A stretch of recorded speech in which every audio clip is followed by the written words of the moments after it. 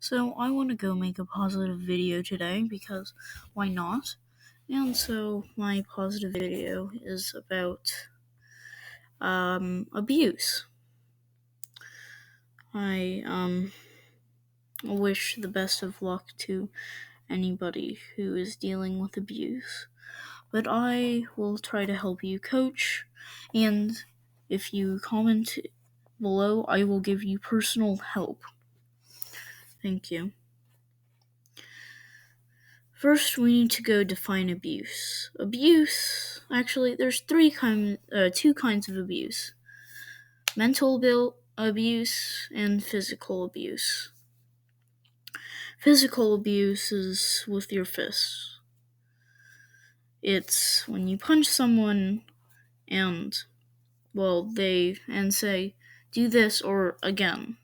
That is a very easy to deal with problem. Sometimes. By sometimes, I mean almost never, because, let's say you're a man and being beat by a woman. What are you thinking? I'm being beat by a woman. Come on, why are you doing this? You're a man. Get your head out of that mindset, and just know you're not alone. Women abuse men too.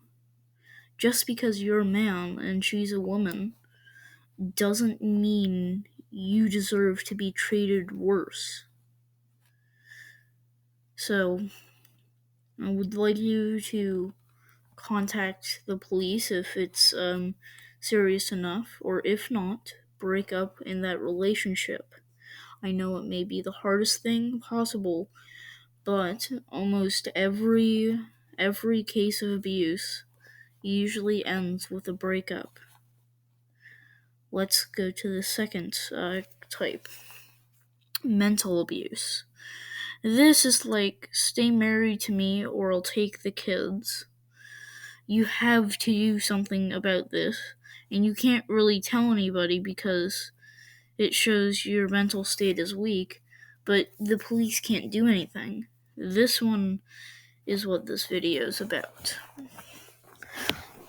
So this video is mostly about mental abuse because it is the much more trickier to analyze. And I wish the best of luck to anybody who is dealing with abuse, male or female. So, mental abuse is like saying, why don't you do this? Why don't you do that? You're not giving a 100% in our relationship. It's exploiting people for your own personal gain. It's saying, do this or I'll take the kid. Come on, you're not a man. Stand up. That usually is physical and mental abuse. So look for these signs. They tend to scream at you a lot and blame a lot of things on you. So let's say your son fails math or something like that. He'll blame, you did not study hard enough, or your son breaks his leg. Well, what were you doing? Why weren't you watching it? No. Well, there are things you should be responsible for. Not everything is your fault, no matter who you are. What would be your fault if you, say, pushed your son off a small bridge and he broke your leg? That would be your fault. But if your son tripped, and broke his arm, that's not your fault. You could not have done anything. It's no one's fault. Your son fell. He couldn't control that, and you didn't have the reactions to pick him up and save him. Nobody does. So if your significant other or friend or anything is showing these signs of, or showing that sign of blaming everything on you or deflecting all criticism, that's a serious sign, and you should um, consider your options. If you'd like more detail, please leave questions in the comments. I will answer them. The next way is, well, they don't really care for you. They they always say, "Why are you doing?" Or they always say, "Well, they're they're how do they're like, I hope you hurt yourself," except more sneaky. If you catch them saying, "I hope they hurt themselves," or anything like that, that's another red flag. And it doesn't even have to be that direct. It could be just saying, "Why are you suffering from this?" Well, you deserve to suffer from this. You deserve this. And no, you don't. Did you do anything to feel like that? And if yes, well, it possibly is deserved. But in most of these cases, it's never deserved. You have a lot of work that you need to finish, so you're getting less sleep, so you're well feeling more sad. Well, this is your fault. Well, no, it's not. You're just keeping your job. Uh, And this might seem like I'm saying all criticism is off of you, but remember, no, it's not. If it's legitimately your fault, it is your fault.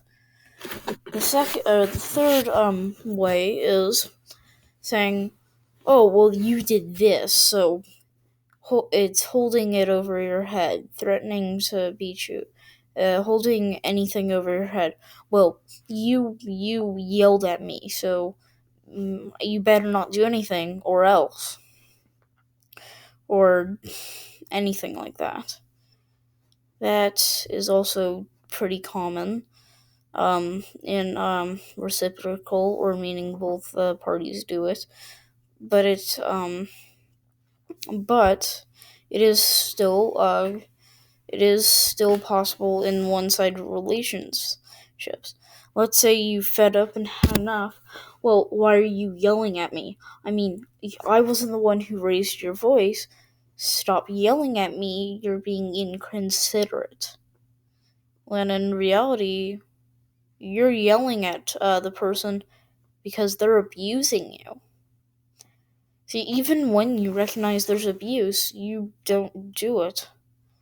And the third way is when the person just completely or the last way I can think of is when the person just treats you like garbage.